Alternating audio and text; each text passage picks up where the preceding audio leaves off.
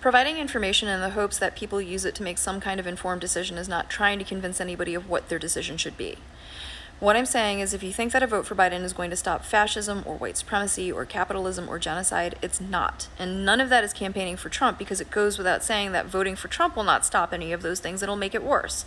So you do with that information whatever you want, but stop telling us that we have to vote for Biden as though it will stop any of those things, because it won't.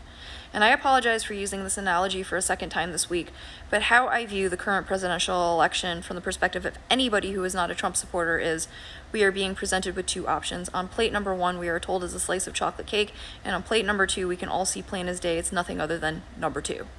Now that may sound like a no-brainer, but there's a couple of complications. One is we don't get to pick our own plates.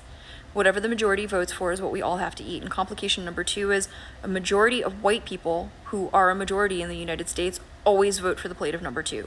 I don't know why. I don't know if it's because they've been brainwashed into thinking it's chocolate cake, if they know it's number two and that's what they actually enjoy, or if they are so vindictive in wanting to make us eat number two that they vote for it even if it includes them. Whatever the reason is, what always happens, they vote for the number two. When we inevitably get it, they blame us. So for the rest of us left pondering plate number one, what I'm saying is, in my experience and my understanding of history and current events and the information that I have, I don't think that's chocolate cake. I think it's frosted number two.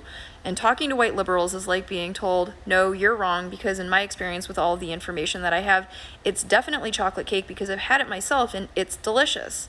So if you don't help me tell other people that this is delicious chocolate cake and help me sell it, and we wind up eating number two, it's going to be your fault. Not the fault of the white people who are actually voting for the number two. And what we're trying to say is, of course you think that because you get the first bite. You get to lick the frosting off, and what we're telling you is coming from plate number one or plate number two, we're always left with shit. Now, some of us will continue to vote for plate number one because that's the only hope that we have of getting a nibble of frosting. And some people are saying, nope, never got a taste, only left with shit, not casting a ballot for it. And you may have noticed that I have not advocated for third-party voting, but I feel really bad for the people who do, because they are the ones who are jumping up and down, waving their arms, screaming at us that we do not only have plates number 1 and 2 as options. There are plates number 3, 4, and 5 that have actual cake and cookies and apples and whatever we want on them. But because a majority of white people vote for the plate of number 2, this is why we can't have nice things. But rather than address that as the problem, you make me the problem because it's easier for you.